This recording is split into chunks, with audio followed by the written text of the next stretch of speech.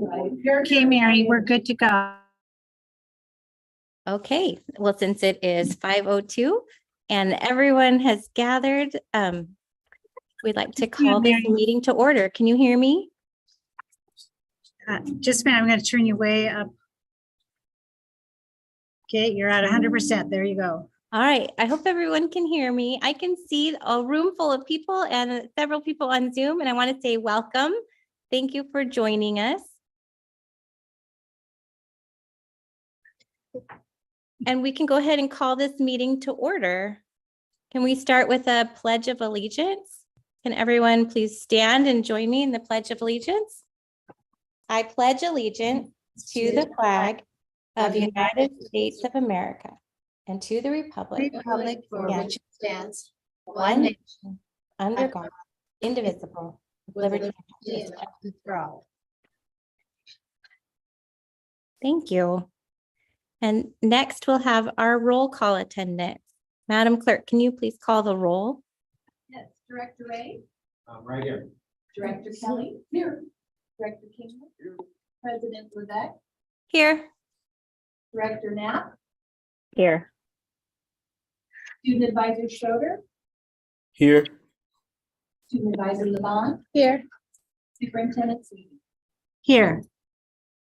Debbie, I'll need your help. I thought you on. Thank you. I got it. Next up, we'll have our approval of the agenda. Do we have a motion to approve the agenda as presented? I make a motion to approve the agenda as presented. Second. Thank you. It's been moved and seconded to approve the agenda as presented. Madam Clerk. Director Ray. Aye. Director Kelly. Aye. Director Kingman. Aye. President Levesque, Aye. Director Knapp. Aye. Thank you. Now the agenda is adopted. And next we'll have our welcome and our overview of our learning outcomes.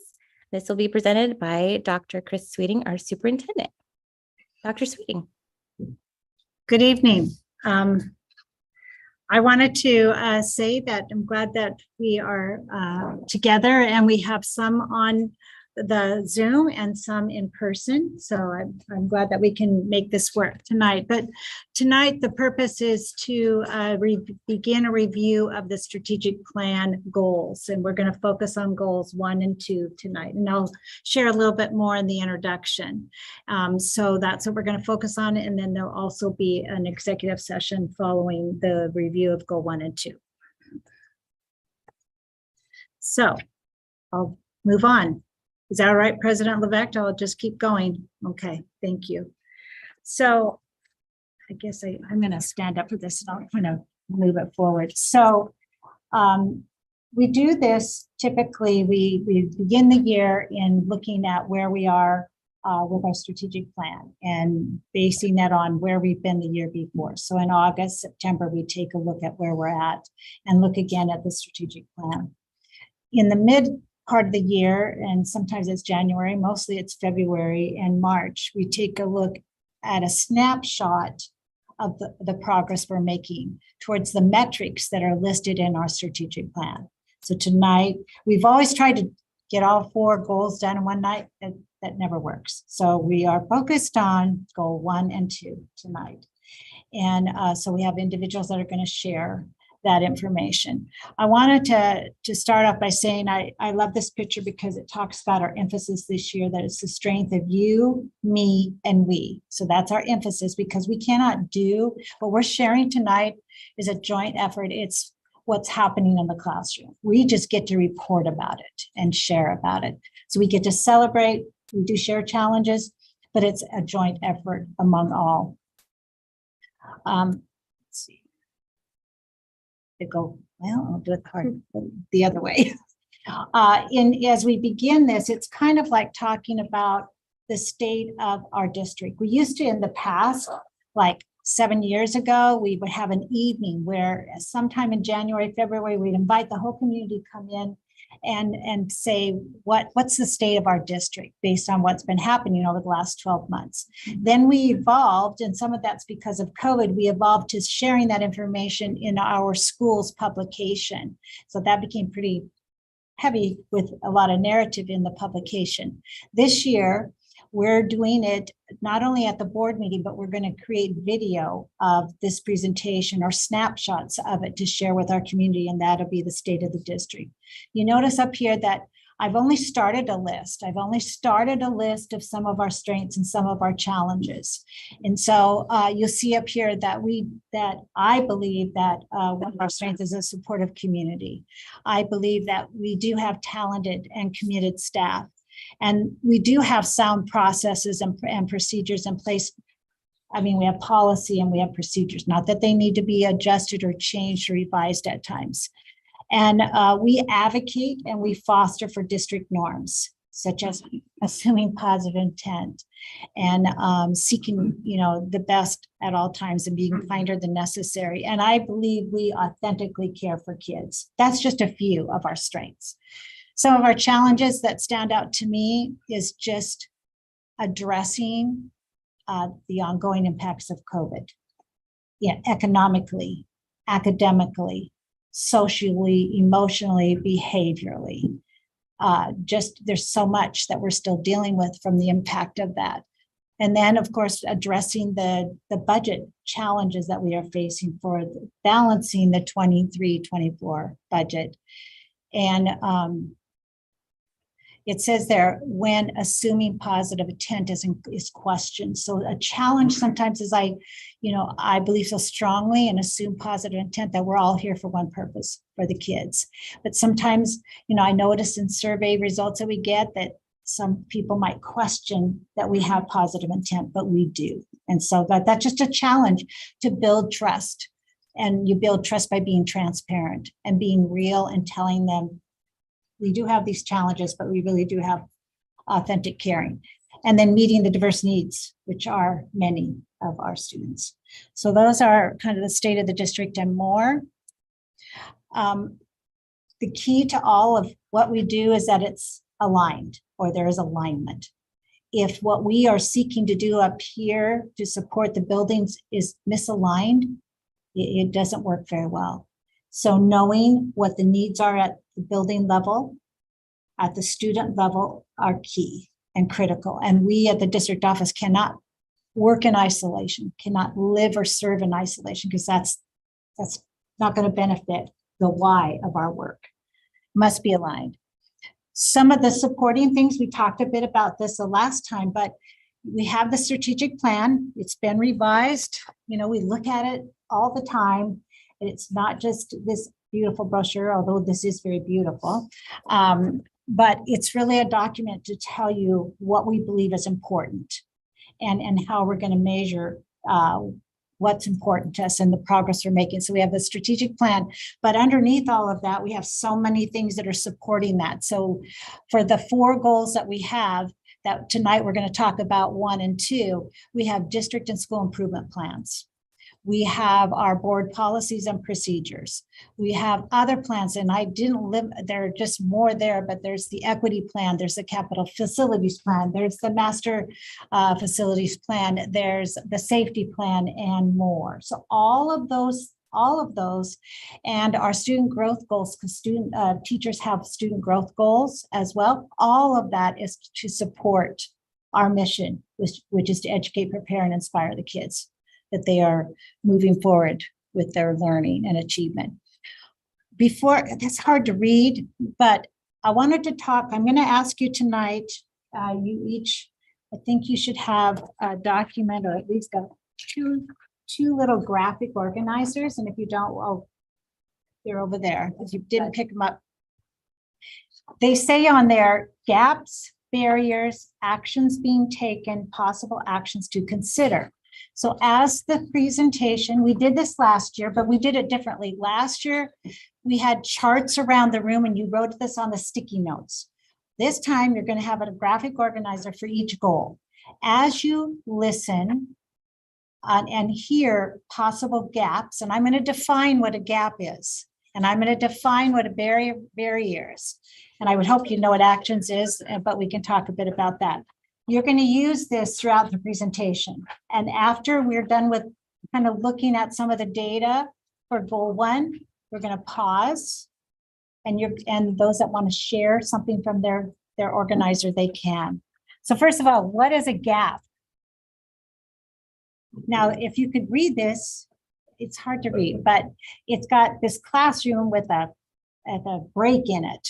But what this says in here is that a gap, the gap or difference, I'm saying difference, this doesn't say difference, but to me, it's the gap or the difference between the academic outcomes of students from different socioeconomic groups, ethnic or cultural groups. So when we talk about academic gaps, we're looking at different groups of students from different places, like different cultural groups, different ethnic backgrounds, and they are performing differently than other groups. So there might be, let's see. So we looked last year, we did this when we looked at the data last year, and I've got the numbers here. We found last year that there was a gap that about 26%, there was a 26% difference between our English language learners and our non-English language learners. That's a gap. Yes. A difference in what? A difference in performance. Okay. in so their- when we do testing, Yes. and did you even break it down more on math versus English language or something like? Right. If there's a gap in their performance, so if it's math, say, So this is a summary you're saying? This is Yes, a summary of yes. it. just what a gap is. What is a gap? Because there's also what's called an opportunity gap. So what's that? Because we hear about academic gaps, we hear about opportunity gap. And to me, and that's not up here, but an opportunity gap would mean the same, except it's with an opportunity. And I'll give you an example for us. So here, when I first arrived here, the way that a student would be able to be part of the HiCap program is their parent or a teacher would have to nominate them or say, I want them to be tested for that, pretty much. I mean, or I suppose a student could say, I want to be nominated too, right, Carrie?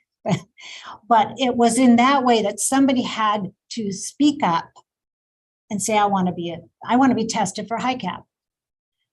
There's a challenge in that because not everybody would be advocating for themselves. Not everybody would have a parent that would advocate for them. So maybe not a teacher.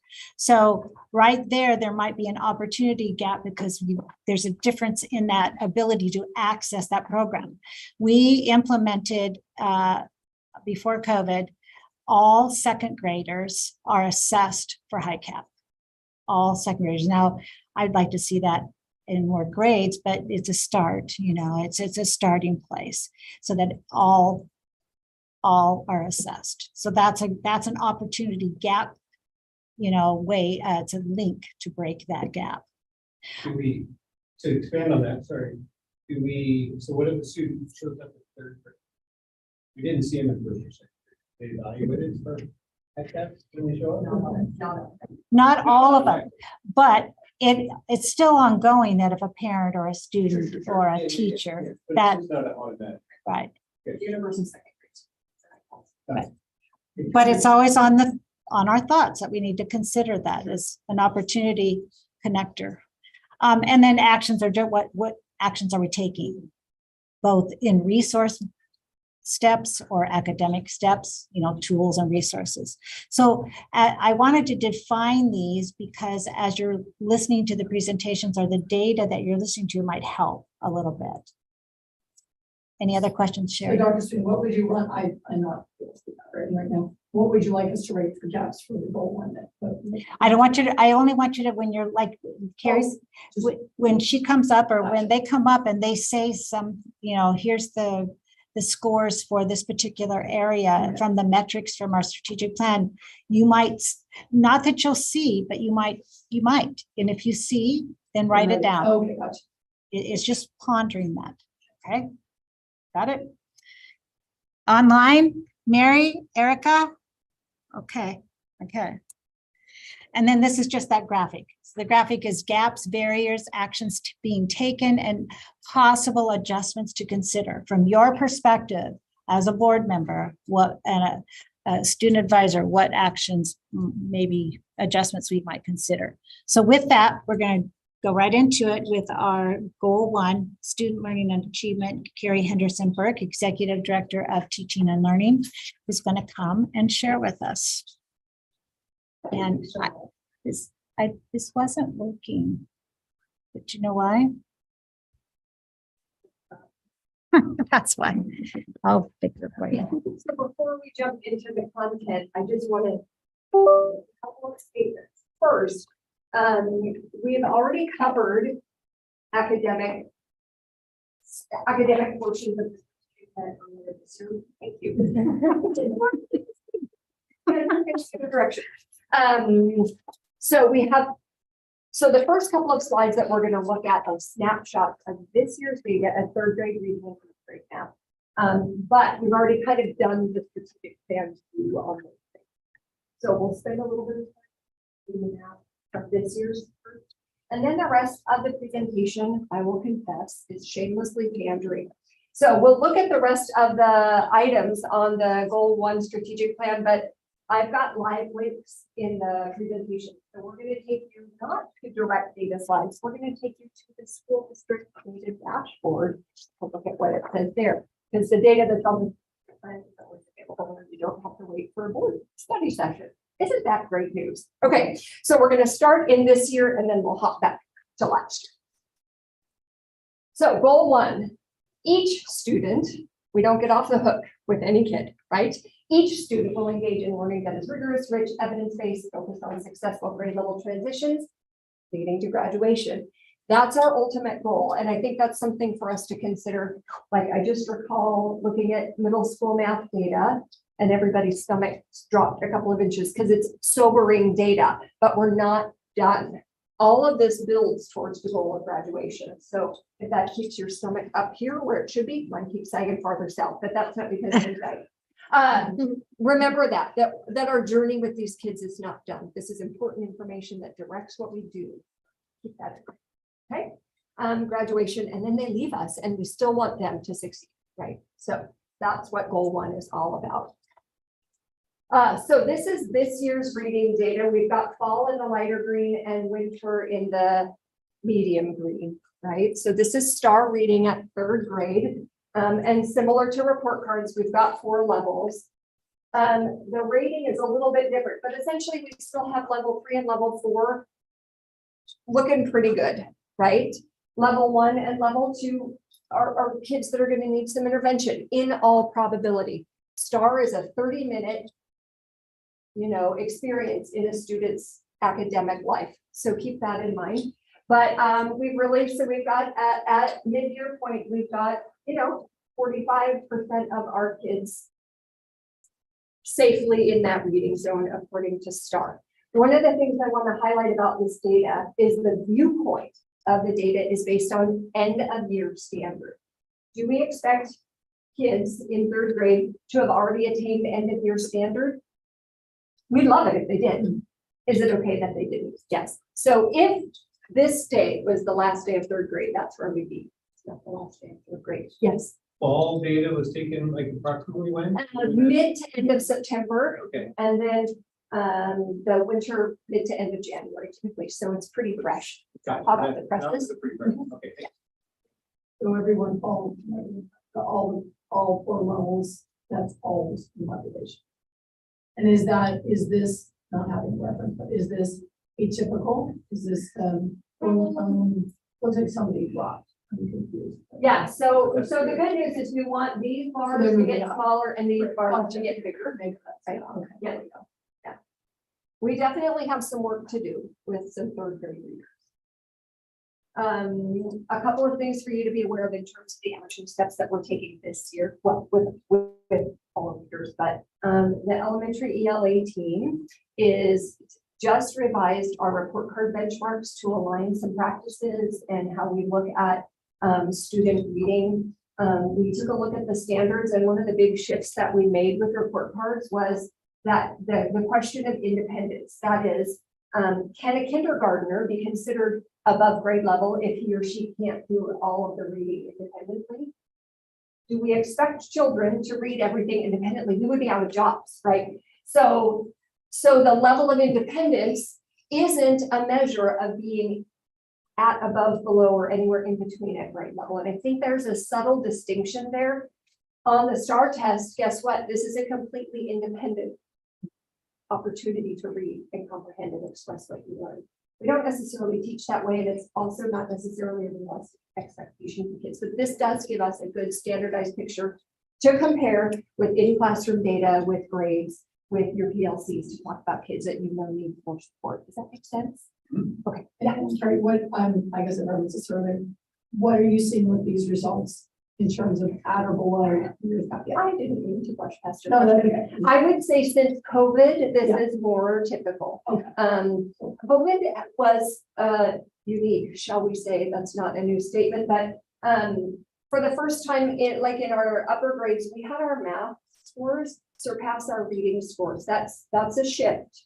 That hasn't happened before COVID. I'm not sure exactly why that's the case, but I think math has discrete skills, whereas reading tends to be more of a continuum, so it's harder to separate out the skills, particularly as kids move up into, comprehension as the end goal, as opposed to learning the alphabet and the other sounds and word parts. Remind us, these kids were kindergartners when they were off. This is only third grade. This is only No, third but they grade were, information. yeah, Oh, they were, sorry. when we were Yeah. completely online Yeah, and out the year as first graders.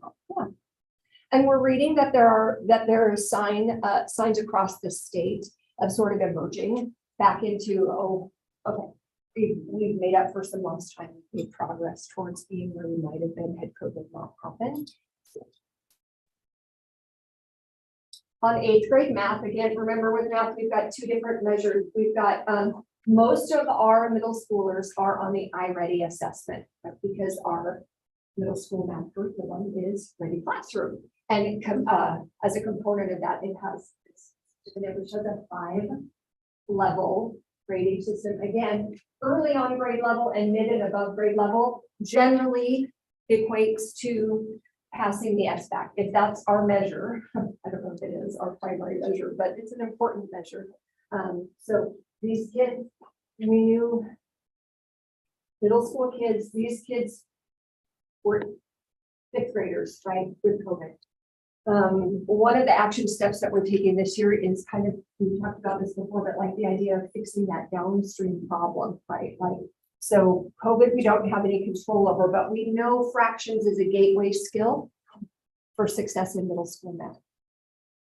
So part of our action steps this year continue to be educating teachers about fractions starting in 3rd grade. We think of it as a 5th grade skill, but the base skills start younger than that. So we also have some really exciting numeracy, early numeracy work going on for grades K2. It's mind-blowing. So you can see we have our work cut out for us. This is sobering information. This is a STAR test. So our students in 8th grade who take algebra do the STAR because it lines up with what high school algebra students do. So that's why they're on the system. And this represents about 60 kids, give or take. So just, okay, that's life in the present. Let's live life in the past a little bit. And I'm going to have to stand over here to get to the links. So what the data that we just looked at is like a black and white sort of what level are you? But one of the other things that we look at is growth. So one of the strategic plan goals is 1 year's growth in 1 year's time. That seems like a reasonable thing to expect. So remember that you can be significantly below grade level and make 1 year's growth in 1 year's time and still be kind of down on the bottom in the bottom graphs, right? You can also be above grade level. You could be an 8th grader and be at the end of the year, 8th grade, 7th month, and that's not a full year's growth, even though you're still above grade level. So just keep those little nuances in mind as we look at growth data. Oh, it might have to be under. Yes.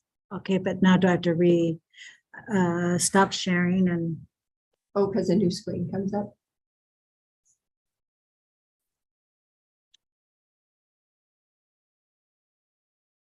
oops. Oh, is that what you want?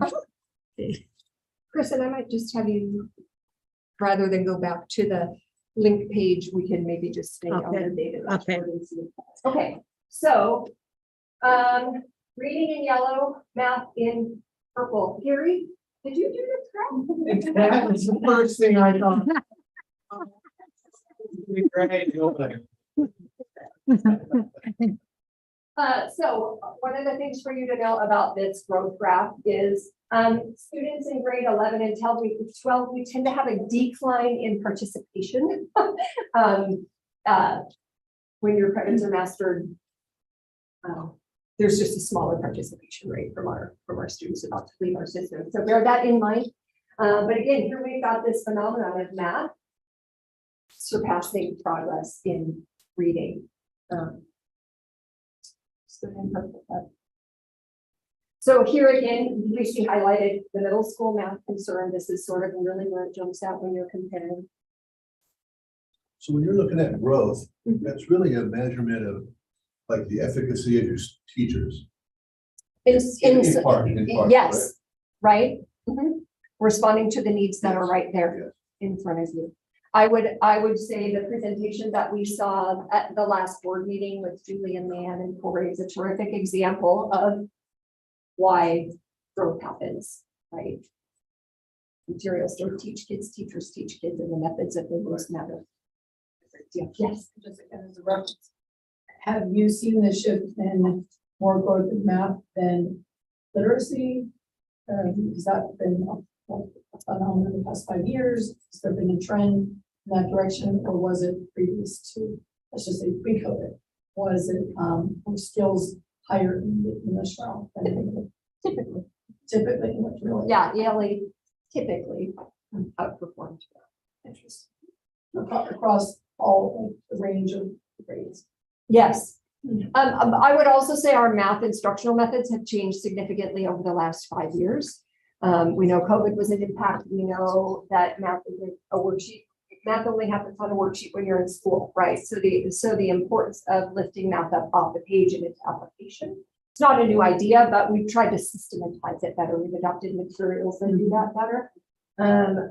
One of the advantages of online materials is they move, right? You can illustrate things much more efficiently for kids with graphics and things like that. We also know that kids need to talk about math. If you ever go to a math conference, nobody sits in silence, isolated, working on their own laptop.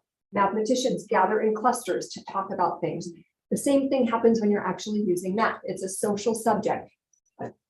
We assess it privately, but actual math is done in the group so very often.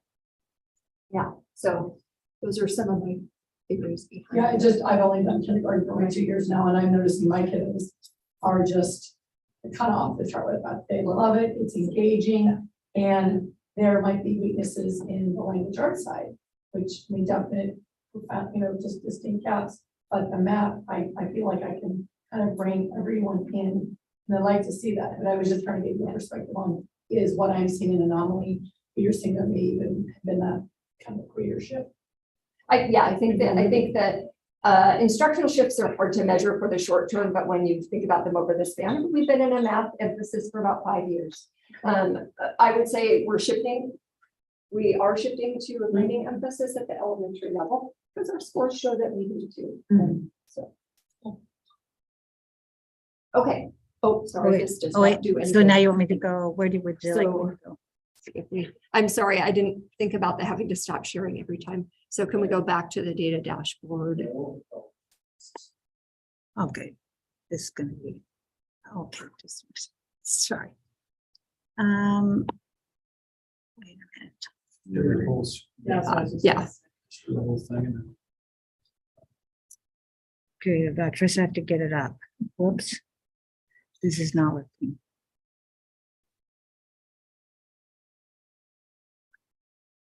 So let's try a new share. Let's see what happens. Okay, so where do you, Let's see, this is what's on your screen right now. Is that? yeah, but then I We do can that. get to that and then I think can so. I think so. see. And then I can go up And to then you can here go to and then the I'll go data to dashboard and we can yeah, just scroll through in order. That would. Yeah, yeah, we'll do that. Okay, are you? So we're all in goal one. And we've looked at math so far, so we'll just drop down to, well, and we can skip these because we've already covered them, but let's go to ninth. Okay. graders. Okay. So we're still living in last year, right? So, we know, the best indicate, one of the best indicators of successful graduating is ninth graders that are on track, that are passing their classes, that have the support safety. So, at the end of last year, we were 72.4% on track, with freshmen who were gearing up to graduate on time. Nice show last year, the year Yeah. before, the year before. So we did So better. we've got. And how long is that program? I'm sorry, with Mary, remember they had that ninth grade, kind of like the onboarding with. I forget Oh, the- transition during the summer. Yeah, during the summer now. We've Right. only done that for years. I think two. Well, Link crew? Two or three, You're talking like, about Link crew? well, like Lincoln, it's very. No, not Link it's a- Crew. It's a whole, the method. Summer school. And the mentality is to get the kids ready for ninth grade or sign count, like it's really focused on the ninth grade, the freshman class. Is it freshman night you're talking about? What is it? Freshman night? What you're Well, it's, talking it's, about? it's just the whole mentality behind supporting that first class in the high school. It's, I just remember. I think there are lots of components to Yeah, it, and it's yeah. kind of evolved over the year, but I feel like when Dwayne Fish came on board, that really moved Maybe, yeah. into focus. Is that accurate? Like Well, I 5 think years? it's a Link summer Crew's been school. around for quite a while. Yeah. You're talking about like the summer. I think Summer program and then I think that's a very, Then there's a freshman focus. yeah, and they visited, like Marilee went out, they visited. Around together and they tried to identify some of the stronger teachers. Yeah, yeah. It's like that, I mean, I just feel like that's been within under your tenure, but more recent, probably Right.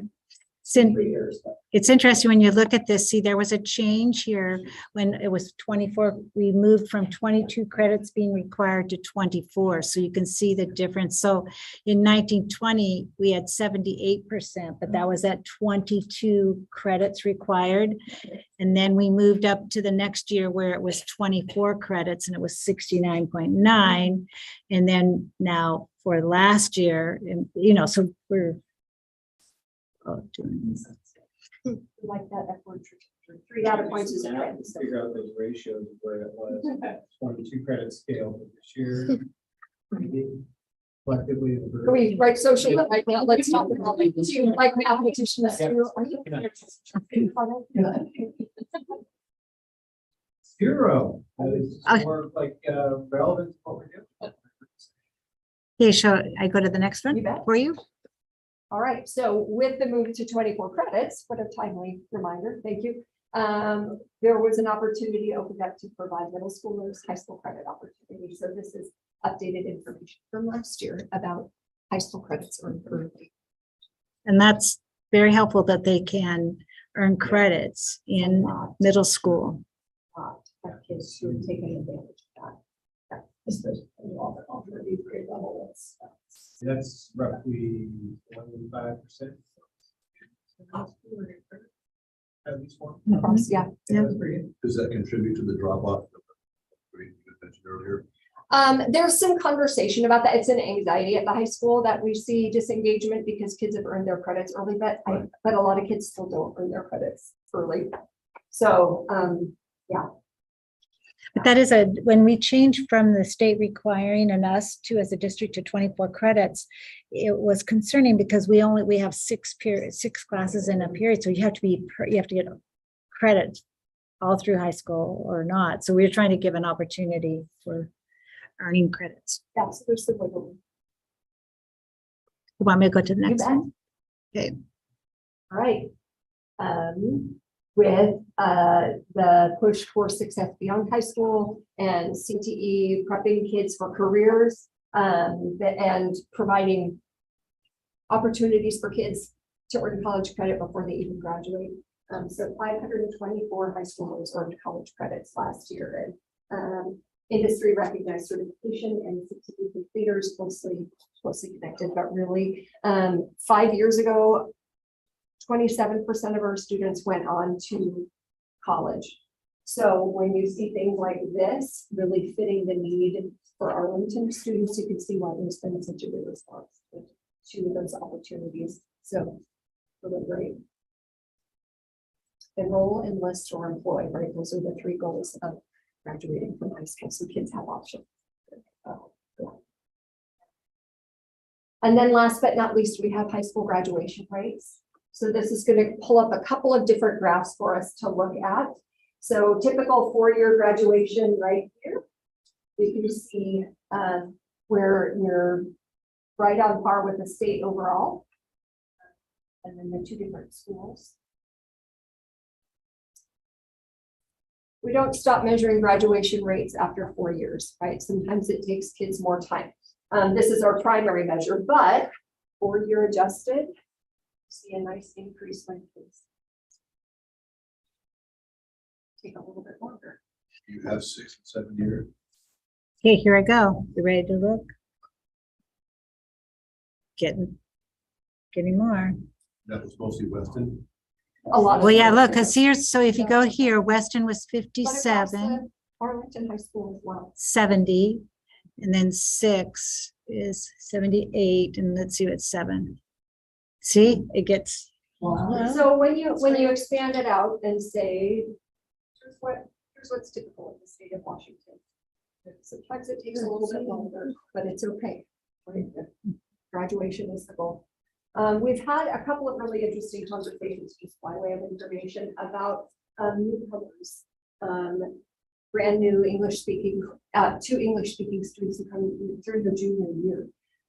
That do we intentionally say you may not graduate when you're 18, right? We may expand the length of time that you spend in school so that you're better prepared for after school. It's a conversation. Nobody's making any decisions on it, but when we look at individual kids and needs that they have, that's something that we may consider. or do we assess them in their own language? There as much as we can, sure. So they can graduate. Right. With proficiency. Right. So, I mean, Well, then you did the 2 Ukrainian last year. Oh, we had 1 or 2. I mean, we have worked, the state has worked to do in that Yes, area. So it depends on your graduation pathway. So if SBAC, if you're doing a college track, you do have to show English proficiency on the state test, but there are other pathways to graduation. Okay, it's a flashback to last year. Any other thoughts or questions? Okay, thanks, Carrie. So on your chart, wrote anything down? Did you, any gaps? Did you hear of any gaps or any barriers? Or did you hear any actions that were Is that taken? up for discussion now? I'm asking. 8th grade math. Okay, and you're gonna hand these, I hope you're willing to hand your notes in because we're gonna type it up again. So 8th grade math, Well, that was a gap, but I don't find that. Not savvy enough to know the barriers, the actions taken, or possible actions. and if you remember from the presentation at the board meeting recently, barriers could be emotional barriers, they can be physical barriers, they can be academic barriers, maybe it's the books we have or don't have, or the resources or tools. So it can be a variety of different barriers. So 8th grade, middle school math. Anything else? I wrote down, at least for an action that I heard Carrie say pretty specifically, that fractions was found to be a gateway skill, and that we are doing we're doing professional development for our teachers and bringing that in at earlier grades, primary grades. That's what I heard, which is good. So. What about the testing? You said we had the one that was like STAR, and then we had the iReady. Will that ever go to one or the other, or you stay iReady because of the curriculum? Still always. I just wonder something about testing. It's Evelyn loves that we have 2 systems. Oh. Because I take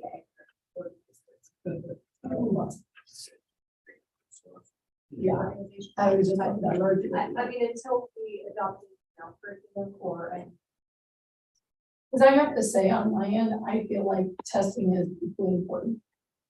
I mean, are we getting assessed maybe 8% to getting? Garbage in is garbage out, so I don't know what.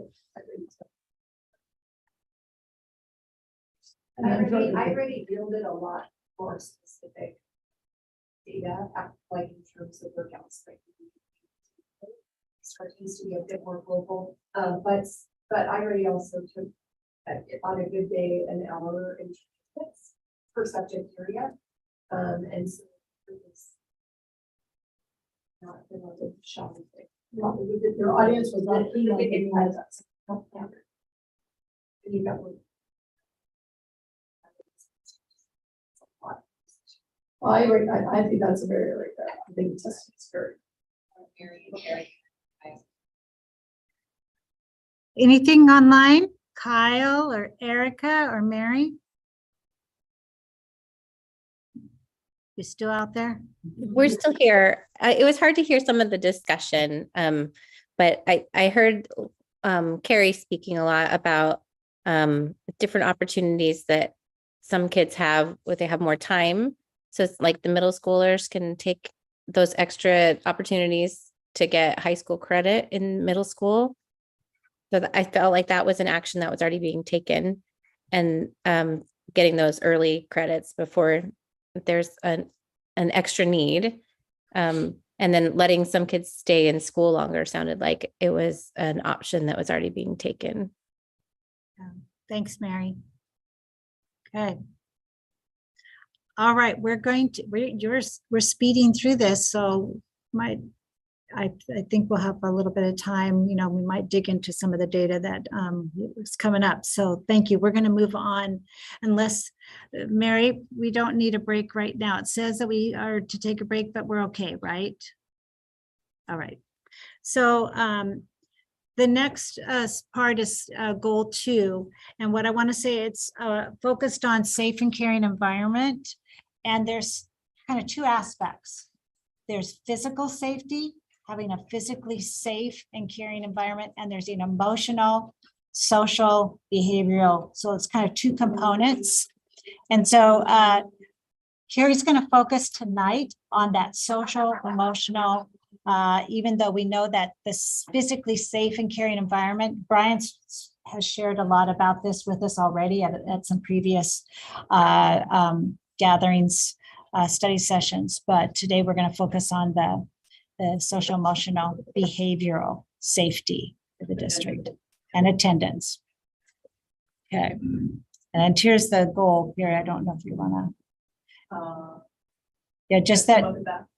Yeah, that the safe and caring, inclusive environment that supports learning and achievement and the sense of belonging, and that kids that we're decreasing discipline and harassment, intimidation, and bullying of kids. So it's interesting to do a crossroad between students that aren't on the track at their academic level to their attendance. Like, who's not here, we know they can't learn. There's barrier there. So it's interesting about attendance and discipline, trying to get information off of OSPI's website, which is where we go for accurate information. They operate a year and a half. So for you to see this data and some of this data, you're going to be looking at really what are the trends between maybe a year to a year, not necessarily what's happening in the moment. Okay. So as you know, what we're getting a year and a half ago is really COVID time, and how are we coming out of that COVID, like Chris mentioned at the beginning. So average daily attendance rates, it's really regular attendance is defined as having less than 2 absences per month. So think about that. Student gets COVID or exposed to COVID. Already they're having to stay out for 10 days, right? So this is really kind of, you take it with a grain of salt for what it is in the time that we were living in when this data is collected. Right? So really, I'm going to get to what we call chronic absence here in a minute, and that is 18 or fewer absences in a year. So 2 absences a month equates to 18 absences in the year. So as you can see, our average daily attendance rates here. So this is pretty accurate. I mean, 2019-20, that was, we just had gone out in March of that year for COVID. And then 2021 was that entire year of online. So, you know, you can log into your Chromebook and you're here, right? Not, you don't really have to get out of bed and show up for school. So of course, we have spike in our attendance rate at that point. And then last year, we dropped a little bit to 87.3, but this is actually encouraging and surprising in my mind that we're higher here than we were here, because I mean, we experienced a lot of students that were really struggling with coming to school. Just getting that habit back of get up out of bed, get to school on time. So. And then we break this down. So I brought in some data from last year's study session, just so we kind of have a comparison from what I shared last year, which was actually 2019-20 school year. It's hard to go back this many years and think about this compared to what we saw in 2021 school year. So this was 19-20 daily attendance rate. One gap that you guys noticed here last year was our Native Hawaiian Pacific Islanders attendance was lower. The percentage, overall percentage was lower than our other groups. So this was a year and a half ago. Here we are with 2021. All students at the top, 88% all students had a daily attendance rate. Remember, that's less than 2 absences per month. So it's probably a semantics thing. So that's 10 days a year. 18, 2 a month, so 2 times 9. Well, you said less than 2. That would be. 2 or less, yeah, Oh, so Yeah. 1.5 yes. counts? 1.5 count, so it's less than 2 absences per month is our Less. daily attendance. So 2 would count for, So 2 is part of. Yeah. Okay, yeah. so, okay. Oh, I guess so like this, I mean, all the months are weighed equally, even though we They don't are, really. yeah. Okay. That would be tricky. That's, Yeah. yeah. Yep, Probably some of the holiday. Right. right, that makes, yes, okay. So here you have by race ethnicity. Also, you can still see that 2021, the Native Hawaiian is a lower percentage. They have more holidays that are for their tribes and that. And there's, so it's less here than it was the previous year. This last 75. 75 was 1920, 65 was 2021. I'll be here next year to share 2020, 21, 22, year and a half. And then this is our daily attendance rate by our student groups here, homeless, low income, migrant. This was 1920. One identification that you guys made here was our homeless population as a lower attendance rate. I still think it's surprisingly high for homeless people to be attending school that often. Well, homeless means that they could be living with another family, right? They're not in cars or on the street necessarily. They're just, Still seems high. and then Oh, this it's was even lower. 2021, which is even a bit lower, which may be an indicator of our COVID time, right? That income wasn't, we're having a hard time making any money during that time. Are there, are some of the demographic groups you're showing, is there? What's coming to mind, is there like a minimum number of people to make a demographic group? Yeah. Like, is it waived, I mean, if there's 3 listed calendars. Yeah, it's Right. 10, I think, Bill, it's mainly, so you can see that suppressed up there.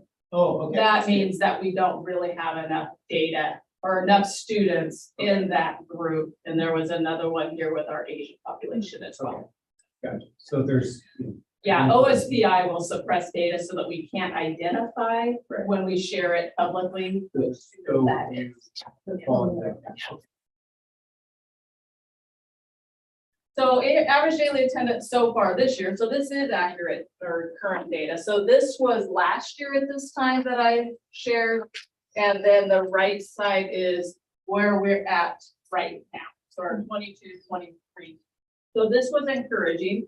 Every school is daily attendance has increased. I think that Weston is doing a real push for attendance. Tracy Van Beek is amazing there. She called every student, family, every day that they are not at school. Makes those personal phone calls about why are you, where are you at, how are things going? Just makes that personal connection. Right, some accountability. Yeah. And then this is the mental health absences. I shared this, I think, at the beginning of this school year. This was a new excused absent code, which we were kind of wondering about. Would students and families take advantage of this code? So this is something that I look at every week. So first quarter, this was first quarter. I forgot to put the date in there. but- Can you see that very well? But It's okay. okay. So I broke it out by elementary, so the number of students that have had at least one excused mental health absence, so their parent calls in, they're not here today due to mental health. We had 24 students the first quarter, and of those 24, all the students had less than 5. And I'm sorry, Carrie, that it does or does not show up on the attendance data? It does, Okay. yeah, it's an excused absence. But absences are counted whether they're excused or not. Okay. And then middle school, we had 25 students, 21 of those students had less than 5, 4 had more than 5. Then high school, 65, and then 55 of those students had less than 5, and 4 and 10. So then I was interested, okay, as the year goes on, right, we're going to see that number increase, but are we identifying students that are really having some severe mental health, concerns? And that's really why I'm tracking this data, so that I can alert principals / counselors, you have so-and-so that has 12 mental health absences. If you're not aware, maybe you need to check in, connect with that student and family. Yeah, I recall previously you had mentioned that they don't have to prove that it's a mental health issue. no, just like they don't have to prove that they're sick, right? They call in, they're sick, yeah. Unless it gets extreme, then we ask for doctor notes on that sick absences, but. So the semester, which was just last week, elementary, you can see had 57 students that has used at least one mental health day, but only one student has more than 5. So most of the elementary students were 1 day that they have called in and had a mental health absence. Middle school, a few more, 7 of the 56 had more than 5 excused absences. And then at the high school, 111 students, but only 17 of those had more than 5. So this tells me, yeah, we do have students that are struggling. And what happens here, when I pull that mental health report every Monday, I reach out to counselors and principal and said, here's what's happening. And I also spent some time looking at, is that student if they're high school or on track to graduate, and what are their current grades? Because if they have A's and they're on track to graduate, it's not a student that we're really going to be super concerned about compared to some other kiddos. Can high school students call them themselves? So So it's a parent? it's a parent. I'm just I think if saying. they're over 18 and they prearrange some stuff, it might be possible. Yeah. But you're- I do we know that here? I know that because my daughter's 18, she goes to Cedar Woolley High School as a senior.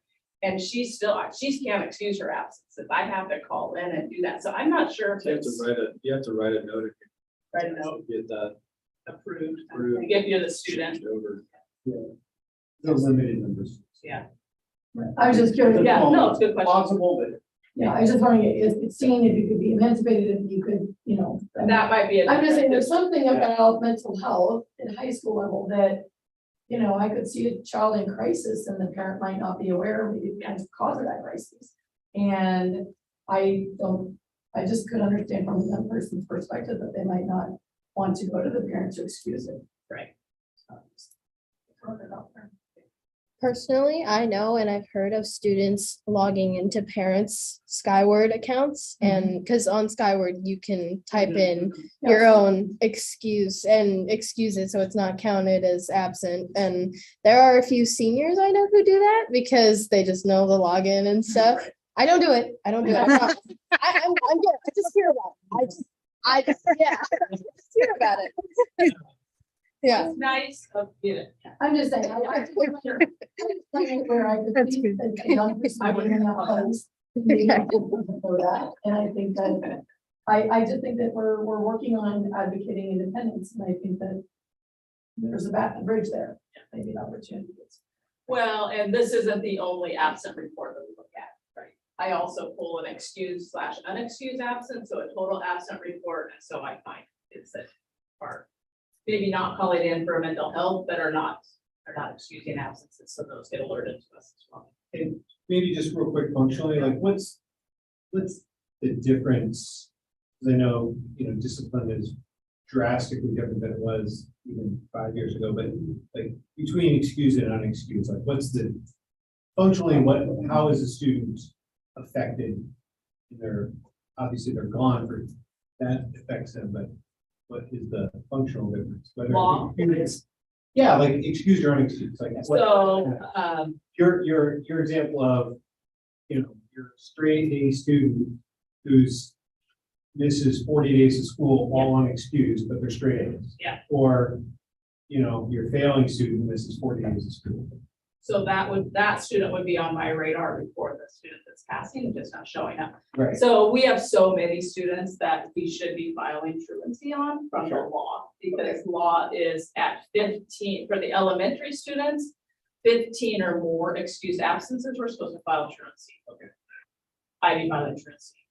We would need a separate job just for that. And an unexcused absence, they can only have for secondary 10 unexcused absences. We have so many students that have a lot of absences. Okay. So that's why I spend time going in individually and looking at each student that's getting up there on absences to see, okay, is there a red flag here that we need to address? More so than the straight A student that's on track to graduate, like the student that doesn't need any credits, right? They're gonna graduate. I don't really So attendance is not a condition of graduation. always. If you have your credits. Right. A lot of times it's hard to get those credits if you're not attending, so it's, but there are some that are able to do the work without ever going class hopping. And Carrie, just sharing this from your perspective, as a teacher, I'm just curious, what, is it normal for parents to expect that there's someone at your kind of level who's overseeing the absences, or is it on the teacher to then report to someone like yourself?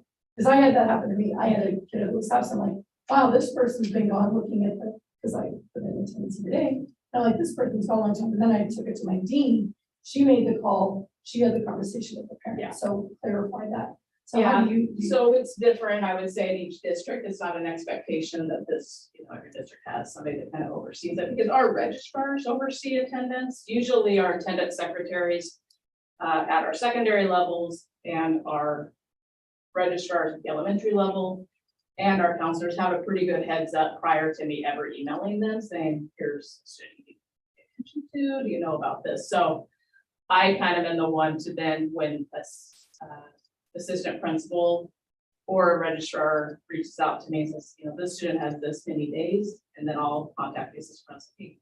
We need to have a conversation, because really at the school level, we should be having 3 or 4 meetings prior to discuss barriers and supports that the family or student needs before I get called, right? So I'm kind of that last resort that can help file truancy, but we really want to build relationships with families before taking them. And really, when you get to court, I've been there a few times this year, not because of my own personal, because.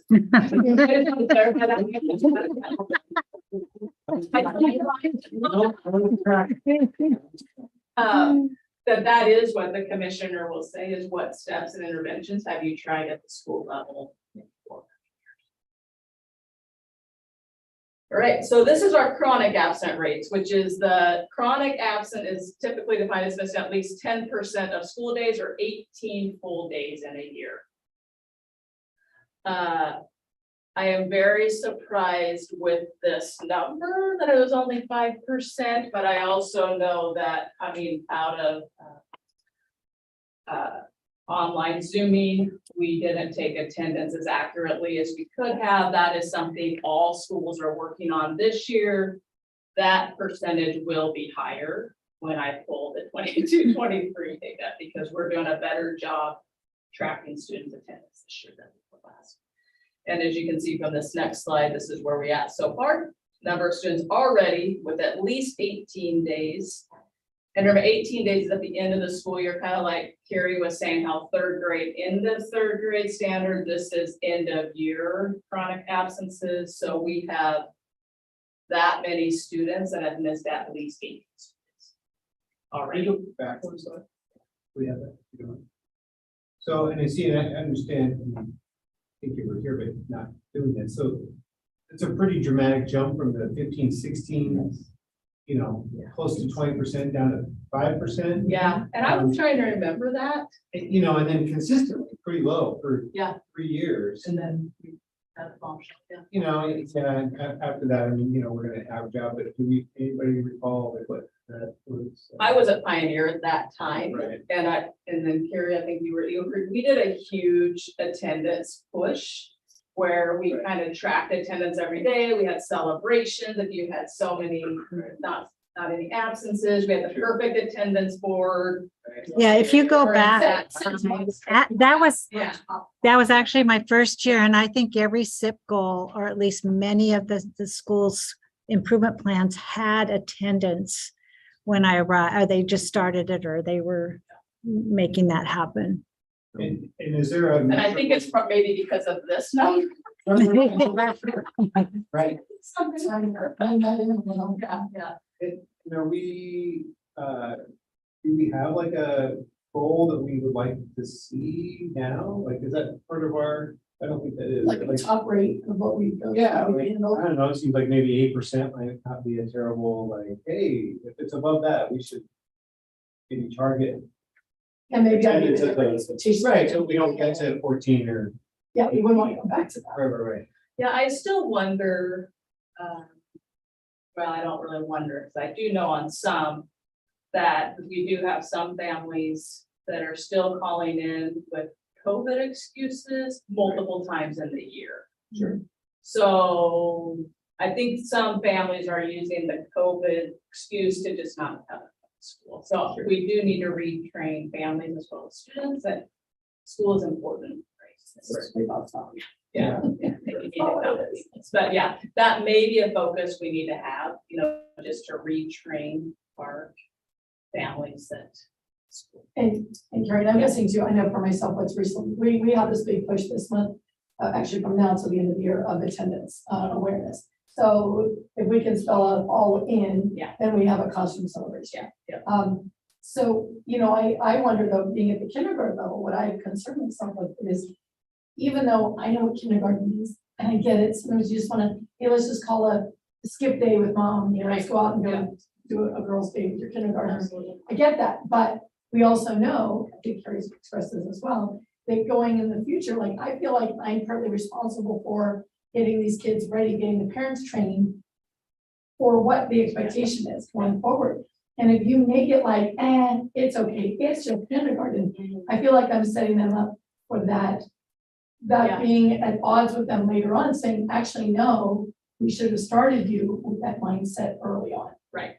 And I remember when I was at Pioneer and we have the kindergarten parent meetings the first couple of days. Yeah. Right. And the stressing the importance of attendance even when they're 5, a lot of the parents were like, yeah. But then if you remind them that kindergarten is not like now what it was when I was in school, No. right? We don't spend a lot of time learning to glue and cut and color and take naps and, you know, but it is, you're getting ready to read. So it's important that you come every day. And I just feel like it's one thing, like if we have that thing for preschool, that's one thing, but we're now in the building with all those elementary grades. Siblings are there, everything, and that is that expectation, so. Yeah, I think it's helped too to have all day kindergarten, Yeah. for you know, sure. so when we moved from half day to full day, I think we've seen some good things as a result. What year was that? Do you remember? Every school district kind of moved, it varied.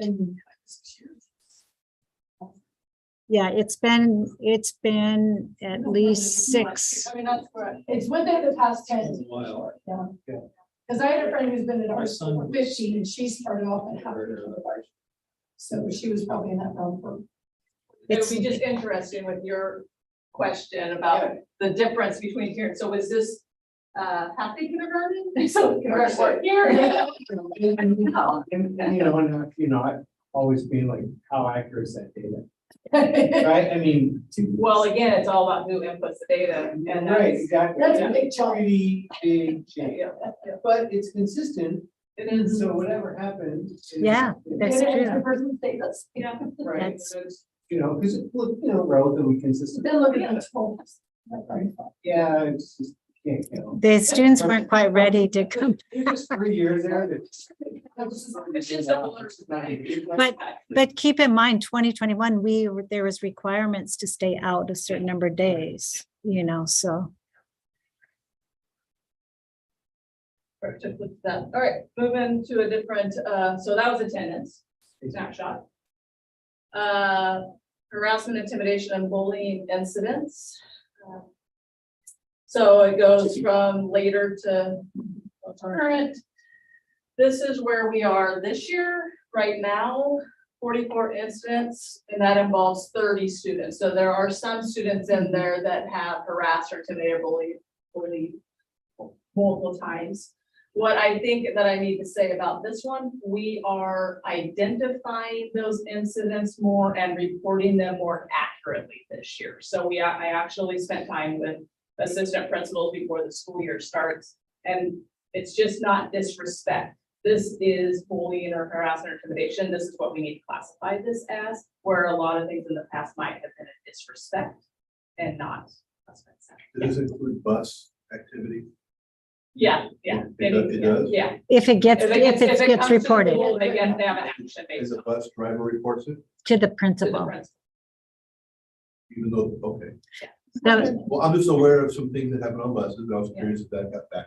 well, I won't say it should, if the bus driver though needs to talk to the administrator at that school and then they would follow up. Yeah. Is that number for the whole school district or is that Also, Uh, the whole district. all schools? Okay. And do we think that's all there is? Like, is this That's all that's been reported. all that's been reported? Right. Okay, that's what I'm, If you don't report, we don't know. yep, that's exactly what I'm getting at. Yeah. And that's what we're working with students. Yeah. Report when you hear, report when you Yeah. see. Cause I actually, like today, well, I heard about it from my mom, at least we have a family friend. There's an 8th grader in my neighborhood and she had said, her brother was talking to a friend on the bus and the friend was like, oh, can I see a picture of your sister? So the brother, of course, gives a picture of his sister to the boy and the boy continues to airdrop it to every single person on the bus. So then the sister's picture is being passed around and then some people were editing it to make it not so very nice. And that, I don't think it was reported, but just it really brought her down. Like she didn't go to That school. needs to be reported. It does need to be reported, absolutely, but she didn't go to school because of it. So that's why like See, they that's, tie into the attendance. And that just- doesn't make us take whole- care of environment. Exactly. It's just a whole loop Yeah. that goes on. Yeah. that's why this is selected as one of our metrics, because it is important. We want to decrease these. We don't want to hinder them from being told to us. Yeah. And that's why they're probably going to increase a bit because we're letting people know what that is. Yeah. That they need to report.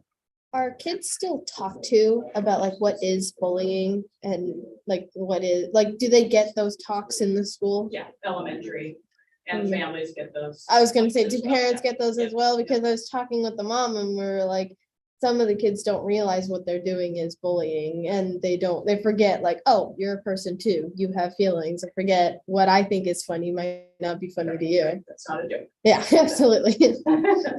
Yeah, good question. Okay, and then suspensions and expulsions. So on the right-hand side is another eerie graphic here where yellow is in-school suspension, purple is out, and then the light blue is expulsions. This is where we were last year. This is where we're at so far this year. Our in-school suspensions, most of those are vaping. When we have vaping happening, we don't like to send kids out of school, they're in school, and we like to offer them some education around that. That is something that we're working with Snohomish County Health Department about educating our students at a younger age, 5th, 6th grade, about the effects of vaping. Because we were at a class on Monday, but the semester day, and what was it, 80% of students, when they start vaping, don't even know what it is. Middle schoolers. So that's where in our mind, we're like, we need to educate so students are more aware of the effects of vaping. But they're aware of the rule that it's not. Oh, for sure. Yeah, absolutely. But we were shown things on Monday of devices that if a student not aware might not think it's vaping. They look like little flash, Hard drives. like a and stuff, they look thumb drive. Exactly like that, yeah. Oh, there's a sweatshirt out there that. Oh, yeah. at the end of the strings is a big device. I know. They're getting more clever. They're getting More, clever yeah. too, where they're like keychains now as well. The youth council is putting on like a whole presentation. Arlington Youth Council, we're doing a presentation on vaping. And we plan to do it on like a practice group of a small group of middle schoolers. But then we plan to like go out and actually talk to the middle schoolers about it. I might see some signs around town that broadcast, they used to have things on the bus, that's why I was informed on what contents were in the briefing, and then like, I don't even know how this is legal. Because you'd have all this thing on the pack of cigarettes, and people don't even know what they're ingesting. Right. And we don't know the things, because it's just something, yeah, Sure. it's scary. Expulsions though, Carrie, what is that? So our expulsions are, if we have discovered some type of maybe immediate threat to the school or to a staff member, we'll put them on an emergency expulsion while we investigate. And our 19 so far, they are actually gone on, or? No, no. So those are not, long-term expulsions. We have to end that within 10 days. And then while we do our investigations, student threat assessments come in with that most of the time. And then it gets converted. So this 19 has been converted into one of these out of school suspensions also. We have to convert that. To those. Yeah. It's, So it's not, what we think about as an expulsion is you're out. That's why I was Yeah. concerned, I was like. I mean, we do have a few students that we have put on Arlington Online program for the remainder of the school year for safety. fortunately, we have an option where the students can, be receiving instruction. Because we have to offer education. Yes, we put them on education. And of course, if they're suspended out of school, they're absent, right? Well, they're excused. Okay, Yeah. but they're still absent. So- They're still withdrawn as absent. They count for head count, they, Right, yeah. which is. Yeah, so if we did the perfect attendance thing, it.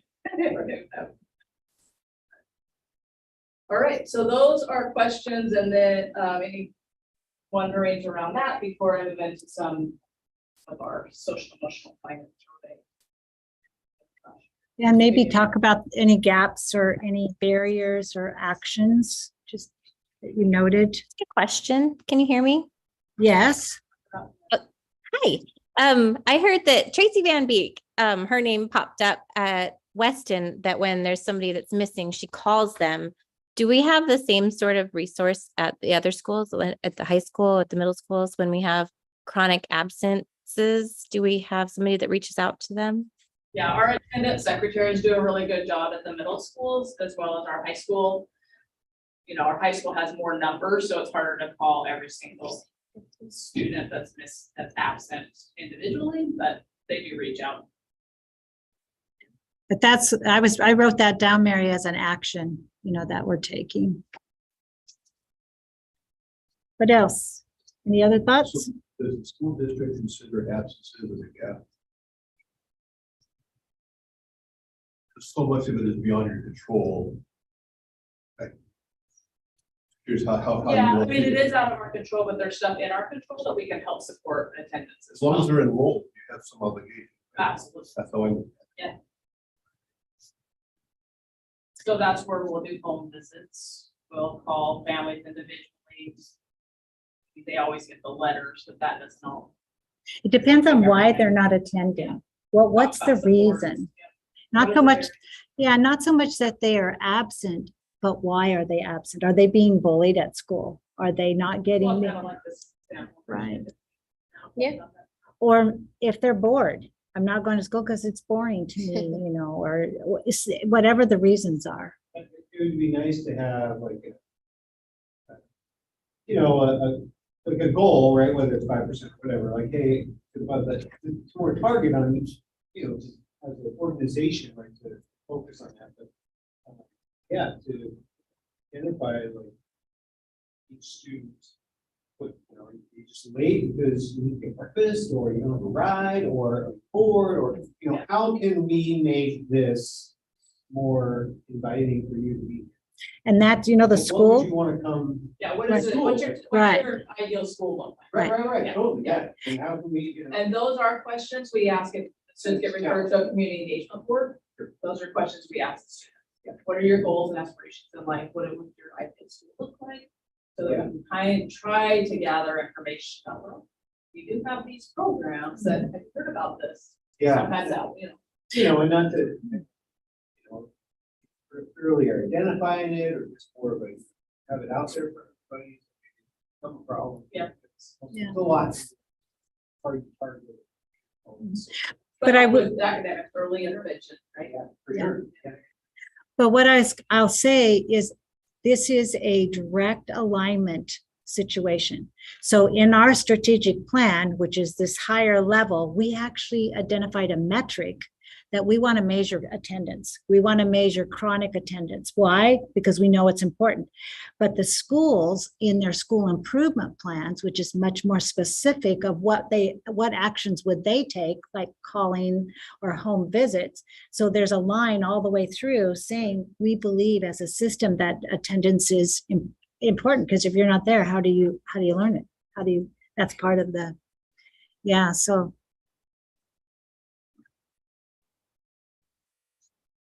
Next part.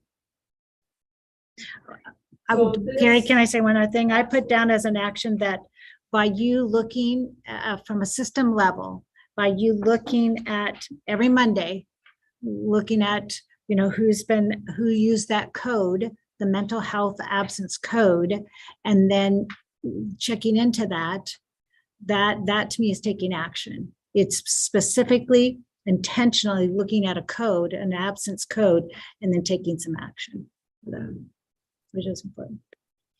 And just to go on what Michigan's saying, it makes me concerned that this sort of scenario with media is happening more and more.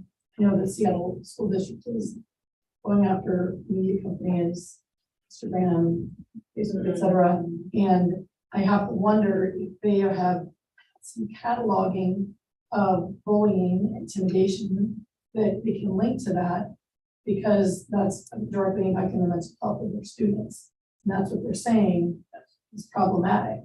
So I think I personally would like to see maybe even breaking that out, because, you know, the person, I don't have all this media in my head and all these abilities that just take advantage of all the funds today, but I would like to see, or even under that heading, bullying, i.e. media, versus when I think of bullying, me and my all think of bullying in a very different way than the kids are feeling today.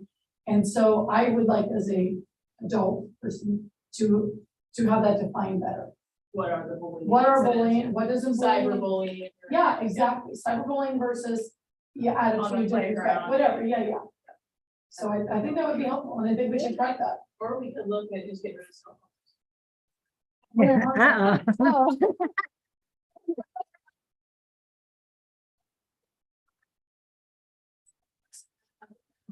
They scramble them. Really? Yep, they scramble, you walk in the door and you, nobody else. What? Would be Interesting. scrambles them for the high school, yeah. Cannot get a signal to save your life. Oh, Purposely? Sure. Or- Yeah, oh yeah, Like, oh you yeah. know this, or just? I've been in the school. Or you did it before? No, it's scrambled. They make it impossible. interesting. There is a school district, I can't recall it right now, but it's been 3 or 4 years ago that they bought little machines. Kid walks in the door, they put it in Oh, yeah. the machine, and then they get it when they walk out. And that wouldn't do the best. Yeah. Yeah. I understand that though. Like, I feel the scrambling is like way too far. Because what if you have to talk to parents or something like that? Like, you can't. Well, no, but that's not cool. That's not cool. You don't want to go talk on the big phone. That's all, that's just doesn't sound right. With calamity, a lot. Yeah. Ready for addressing. Interesting. You're not supposed to use your phone right now. Oh, no, I mean, I don't. The only reason, only, I don't, I'm a good kid. I promise. Mark, you're just looking at it. Oh, you. well, Nicole and I, he has his problems with me, but he's just like, you know, You weren't eighth grade. I know one of them probably, say, probably a top performing student is in the front row, right? We're there for 2 minutes. Ding, ding, ding, off his phone goes, and you just see like, his guts out, watch The Office, you know. "Ah." That's true. That's true. Yep. All right, we're ready to move on. So these next few slides are just some data from our student survey that we have sent out in the spring around our social emotional well-being. This first one, so both of them are gonna look like this, so May of 2021 and then May of 2022.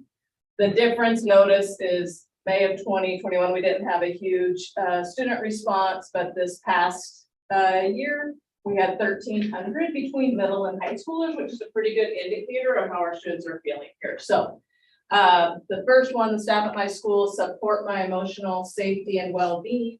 I did some math for you because I know those numbers are really small.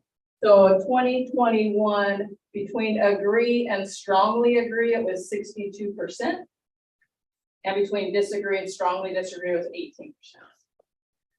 May of 2022, strongly agree and agree was 61%.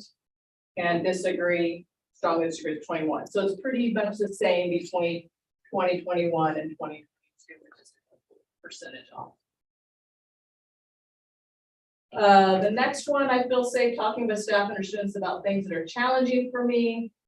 May of 2021, strongly agree was 59. I got 59%. Disagree, strongly disagree was 28%. May of last year, the strongly agree and agree dropped a bit. It was 52 compared to 59 here, but we also had more student responses. So, and then agree, disagree was 31. Teachers and staff accept me for who I am. May of 2021, agree and strongly agree was 81%. Disagree, strongly disagree was about 6%. Then last year, agree, strongly disagree was 74%. Disagree, strongly disagree was about 10%. Pretty high numbers. School supports students regardless of their social and cultural backgrounds, race, gender, and or special needs. May of 2021, agree, strongly agree was about 75%. Disagree was about 16%. Last year, agree, strongly agree was 67%. Disagree, strongly disagree about 24%. Then I feel safe while on school grounds. May of 2021, agree, strongly agree was 80. Disagree, strongly disagree was 11. Last year, I would say this is the one that is the most discrepancy between the 2 years. Agree, strongly agree was 60. 20% difference from the year prior. Disagree, strongly disagree was 20. That's a huge difference in responses too. Yeah, so last year we sent it out during the school day for students to take during class, a certain class. Sure. The year before it was just sent out via email, to student emails. I think that makes all the difference, how you, Oh, for sure. yeah. Does the presence of the SRO increase or decrease these, I feel comfortable figures? Well, there was a question that asked that, Mhm. and it was pretty high that they felt, I mean, not 100%, but there was, I don't think it's in your presentation, but it was in Gary's survey. It was pretty, It's on our survey. Yeah, I also want to say the principal was really good last year about pushing it Yeah. out in those the class multiple. Advisory. Advisory. Yeah, there was a really big push on the principals, so kudos to the secondary. I think that makes sense. The more we can get, the more Yeah, I mean. authentic for the students, data. I guess give us a big- Yeah, I agree. That's a much better response. I'd like to build on Mr. King's comment about the SRO. We talked about this at the Budget Task Advisory Force meeting the last time. And I was talking with McDougal afterwards, and he was saying you should definitely go up to him. I had the idea of, because I know students, especially the younger ones, they don't understand what the SRO's job is. They just see the policeman, they're like, oh, run. And they're just like, go the other way, look the other way. Yeah, they're like, oh, don't go that way. So I was saying, what if we, and I know there's only him, like he's the only one for the entire district, and it's a lot for him to spend most of his time at the high school, but I had said, what if like once a month, he just walks around the lunchroom and tries to get to know the kids? That way he can present himself as like an approachable person. And Safe he's, person to talk yes, to, yeah. exactly. He's not someone you have to be scared of. Like, he's the law. He's there to protect you, and he's there for you if you ever need anybody to talk to, or just, you don't feel safe. So I think if That is we, a good idea. yeah, I've never been able to like talk to him because he's always either gone or just busy. But I think if we could push for him to walk around some lunches, like all 3 lunches for at least once a month, I think that would probably or hopefully increase the numbers. And yes, I do feel safe at school. And yes, I do have someone to talk to at school. And less of a fear. Exactly. January 6th is National Law Enforcement Appreciation Day, which might not be on your calendar. It'd be a cool thing if you just spent 5 minutes here talking about how cool they are. January 20. January 6th or January 7th, 6th, okay. right? That's a couple weeks ago. Yeah. I was just gonna say, we were at Starbucks this morning and picked up her coffee, and she said, oh, I saw something about have a coffee and a cup. There was some talk, I think, at Starbucks tonight, and I thought, and my daughter was like, oh, I'm like, but you know, I mean, if you don't engage, right, if there isn't discourse, if there isn't conversation, we can't settle tensions. I mean, I grant Arlington's a very good community. Yeah, but I just feel like it's still, you know, it's getting to know one-on-one with people, and I really like that. That's kind of cool. You had it in the morning when kids are going in there from the high school, and maybe popping, getting a coffee or seeing their parents. I don't know. I think it's kind of cool. It's a Yeah. step. It's a step. I mean, I think the previous SRO is just more. My perspective, he was more visible and seemed more personal Mhm. than, I mean, it seemed like he was. You know, I'm not there a lot. He seemed like he was there every time I was there. Oh, interesting. And now it's like, I don't even have a face of the SRO right now. Yeah. I couldn't tell you who it was.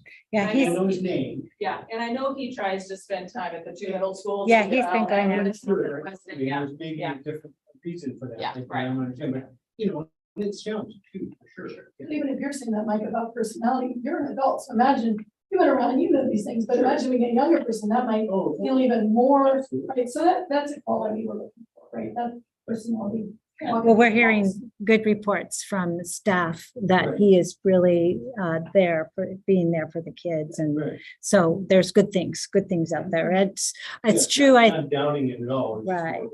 Right. my personal- Right. And, but I do think that a piece of that is that he's trying to be not just at one school, he's trying to be out and about at other schools too, which helps. And I can Yeah, attest to absolutely. his efforts to build relationships with kids who are in trouble.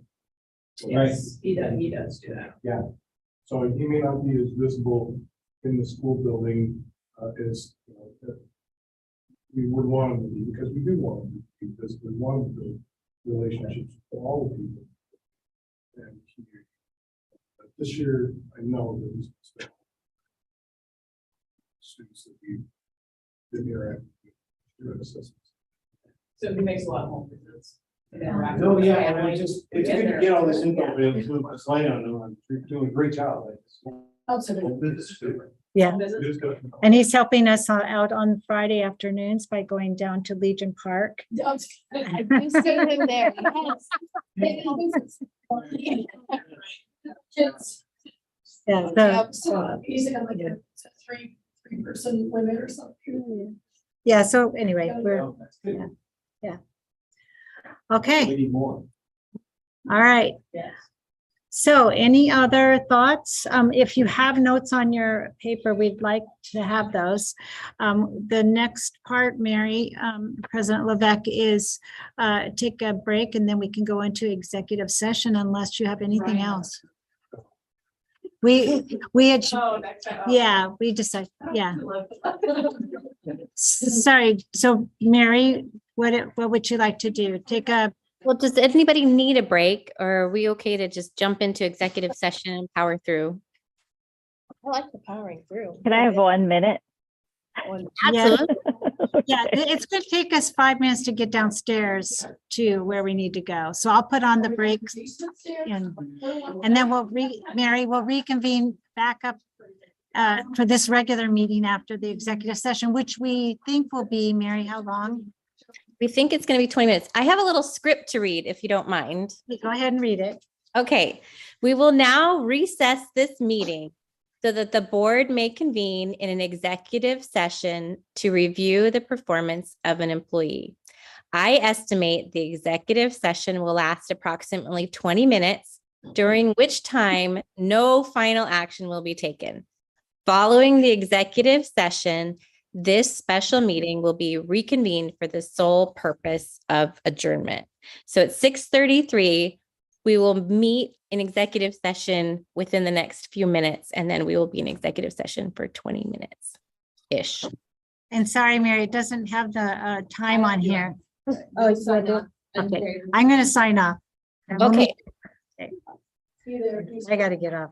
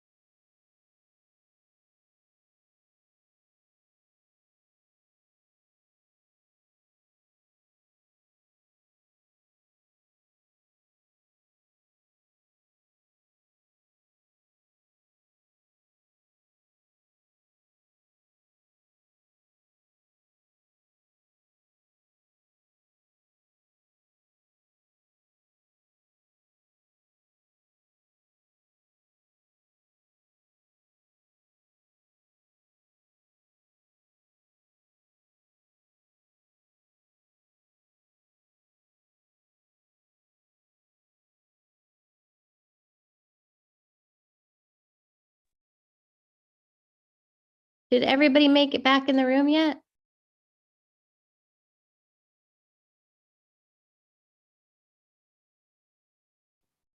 Hi, Mary, can you hear me? I can hear you now. Okay, Do Will it. you reconvene the meeting, Ugh. please, and then give us information on the next meeting and then a motion to adjourn, please? Okay. So we would like to reconvene our special study session. We've finished our executive session and we are back together again. Do we have a motion to Move we adjourn. adjourn? We haven't shared next meeting, please. Oh, the next meeting is on February 13th for our regular board meeting at 6 PM at the district office. Is there a motion to adjourn? Motion to adjourn. And a Second. second? It's been moved and seconded to adjourn this meeting. Madam Clerk. Director Ray? Aye. Director Kelly? Aye. Director Kingman? Aye. President Levesque? Hi. Director Knapp? hi. All right, meeting's adjourned. Have a great Thank night. you. Drive safe. Thank you. Bye. Bye. Is that a trouble?